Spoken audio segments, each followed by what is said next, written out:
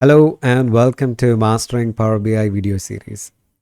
In this video series, we will be getting into the world of Power BI.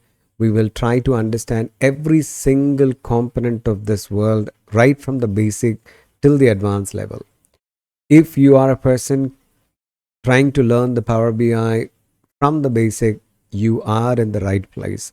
So let's try to understand how this video series is going to go. What are the things we're going to cover in this video series? How you should plan your learning journey. Everything we'll try to understand here. And if you're completely new to the Power BI world, let's try to understand what is Power BI. Now, before I move into Power BI, let's try to get the understanding what is BI. BI stands for Business Intelligence. Now, when can I say that I'm running my business really intelligently? Only when I'm on top of it. I should know what's happening in the business every minute, sometimes every second. So that means every single data I'm capturing in my business that should be usable for me in such a way that I can understand what's happening in the business, take some critical decisions as and when required. So I am looking out for a kind of a reporting tool which can take the data from any software I use in my business, get the data from there. If that data has any problem, resolve that problem and calculate my required metric values, which tells me how my business is performing, and not just stop at the point of calculating alone. Why don't you present it visually in a kind of a charts which I can understand quickly where the trend is, where am I lagging, how was my performance compared to the last year, last quarter, to such an extent. And moreover, if it can be interactive, it's amazing to watch. And last but not the least, if I can share that to my stakeholders, my customers, my internal customer or external customers, if that is possible, at the same time I can collaborate with them, then it is nothing better than that. And that is what your Power BI is all about. So let's try to understand what is the definition of Power BI as per the experts. So they say it's a reporting tool which can take data from different sources and it can help you to do calculations on those data sets to derive your key metric values which is required for your business and visualize them in a very interactive way, and you can also take it to the next level of sharing and collaborating it. So uh, why Power BI became so famous in common man world? Because how the world was before the Power BI came in. So let's say if there is a company which is capturing a lot of data, and if I need to create a dashboard for the leadership team to understand what's happening in the business, ideally we were depending on the IT department because they will have the expertise on all the software because they are the one who's installing it and they are the one who's controlling it. So we were solely depending on the subject matter expert on every application to get the data from there to the way I want to understand and visualize and calculate. So there was a little bit of delay. There was a lot of dependencies. When I need something quickly, it was not happening. So it was a breakthrough at one point of time when Power BI was introduced. We were able to connect to any data source. So today, if you take it, you can even go more than 200 plus. Here I've mentioned only 100 plus. You can even go up to 200 plus different type of data sources you can extract the data from. All you need to know is the credential part of it. You don't even have to be an expert on SQL to extract data from SQL. If you have just a main picture of how the SQL works, how do you where the data is stored, that is more than sufficient. You can extract data from PDF, you can extract data from web. All are possible. Nothing is impossible today. So once you got that data, if that data has a problem, you can resolve it, not every time, just only once, with the help of very powerful tool which is Power Query Editor. And once those data sets which I've extracted from different sources and I've cleaned it up and I made it business friendly, now I need to make these data sets to speak to each other to derive to my required metric values, and that is also possible inside the Power BI world. We relate these data sets through relationships. The process is called data modeling. And once they are related to each other, connected to each other, they start speaking between them. So I can pull the data from one table to another table, whatever is required metric value for me to know what is happening inside the business. That is possible right now. Once I got that metric value, the next step taking forward is to visualize into a chart, and I'm expecting a kind of a interactive chart that if I click on a component of a chart, the rest of the connected chart should also get showing me what is the data related to that. If you guys have used slicers and timeline in Excel, we do have such kind of options even in Power BI as well. So you can have a selective and interactive and collective visualizations possible. The best thing, the visualizations, once you create, you can make it to look like a dashboard, and you can bring it to a PDF, you can bring it to a PowerPoint. All are possible. Means sharing and collaborations with other is also possible here. So everything inside a single world.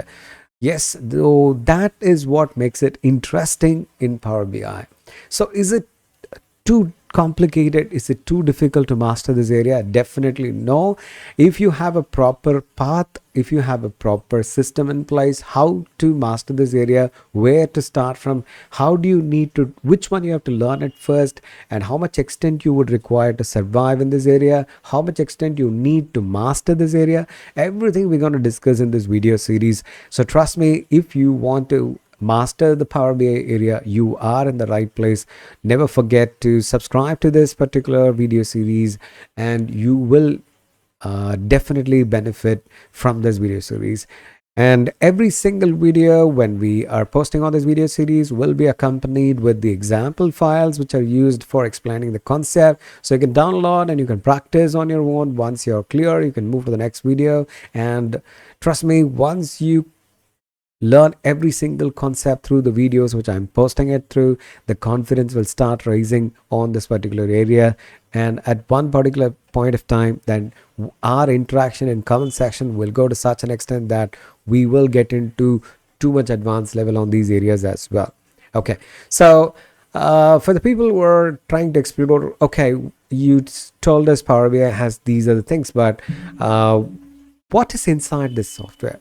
So if you want to master the Power BI area, the two areas, the major components of the Power BI is Power BI Desktop and Power BI Service. These are the two main components of this particular world. One is Power BI Desktop, which is a standalone software which you can download, and it's completely free. And this is where most of the heavy lifting happens. When I say heavy lifting, connecting to the data and then extracting the data from that data sources, and if there is a problem inside those data sources, you can resolve them. And remember, you don't have to repeat those processes again and again. It gets automated because of a very powerful tool which is integrated inside the Power BI Desktop, which is Power Query Editor. If you want to know what is Power Query Editor and if you want to master that area, I do have a video series even for Power Query. You can check out that. I'll provide you the link in the description. And once we got that the cleaned up data, connecting these data sets also happens in the Power BI Desktop, and the calculations from the connected data sets also happens in the Power BI Desktop. Visualization also happens in the Power BI Desktop. So you can understand that the heavy lifting, when I say 90% of the work happens in Power BI Desktop. The good news, it is free, so you don't have to pay anything to master this 90% heavy lifting area. So what is that 10%? Now everything is perfect. The visualization, everything came in as per your expectation. Now when you want to distribute it, the question is, how do you want to have this distribution done?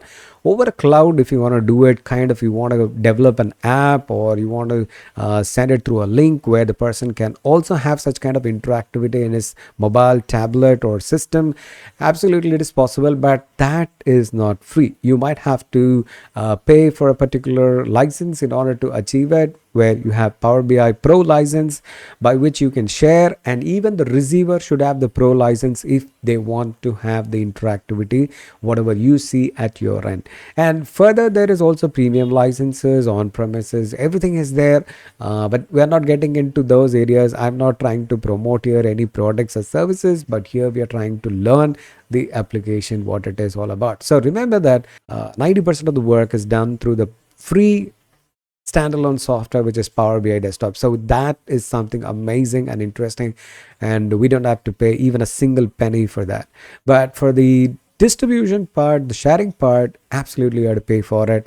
Okay, if at all, if you require it. If you do not want to do that, you can still share your Power BI reports in different other ways as well, which we will see during this video series. Now, what are the when I'm getting into the Power BI world, okay, will I be learning anything special languages? Absolutely yes. The heavy lifting area, when I say Power BI Desktop, when we are calculating the key metric values for the business, you will be achieving that using the formula language called data analysis expression, which stands for DAX. That is one, it's not too complicated. If you are already using Excel formulas, most of 60 to 70% of the Excel formulas are already there in DAX as well. So you might have to learn only the 40% of it, which is very good news. When we talk about the transformation side, the Power Query editor side. So let's say that you're not talking about simple cleaning up the data like removing just the blank rows or blank columns or replacing values. There are sometimes you might need to do some complicated data cleaning process which is customized to your data requirement. Then you might need to use the language called M language, where the M stands for mashup language. But trust me, you will not be getting too much into the mashup because you would not require that much. And being in the world of AI today, so getting the formula for a specific requirement, AI can help you a lot there. It's not required to memorize those kind of things as well. You do have the Copilot inside the Power BI, so you can make use of that as well. So the life has become very simple if you want to learn the Power BI currently after the AI came in. But that's not the case earlier, because you need to master the DAX, you need to have a couple of knowledge on the M functions, but that's not the case right now, which is really a good thing to hear. Yeah.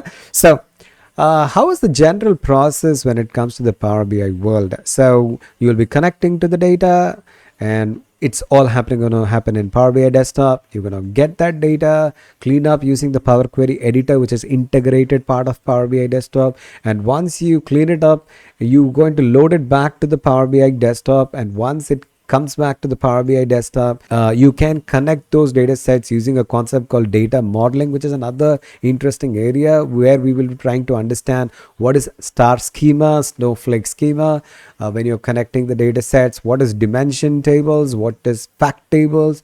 All those will happen in Power BI Desktop. Once the relationships are done, we'll use the DAX formula to calculate the required metrics.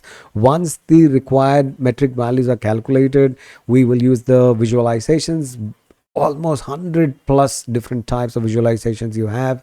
And not only from Microsoft, you can also use the visualization from other third parties as well. Microsoft Power BI Desktop has that option of even using the third party visualizations inside. And once you visualize, you can share and collaborate using the Power BI service.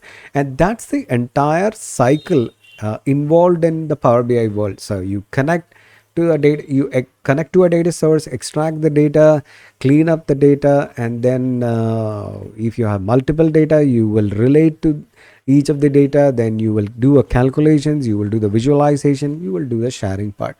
And that's the end-to-end process in every Power BI world or any Power BI project. So I'm super excited to see you guys in the next video where we're going to get into this world and start exploring it. So don't forget to subscribe and hit the bell icon so you know that whenever the video is posted, you will get an intimation and you can start following along. If you have any friends or colleagues who want to explore this area, so do share it to them. Let us know the feedback in the comment section. So we are open to take your comments, whether it's positive or negative. We'll take it in a right way. We will improve to give you a better input as we go on further. All right, then we'll catch up in the next video. I'm super excited to meet you on the other side.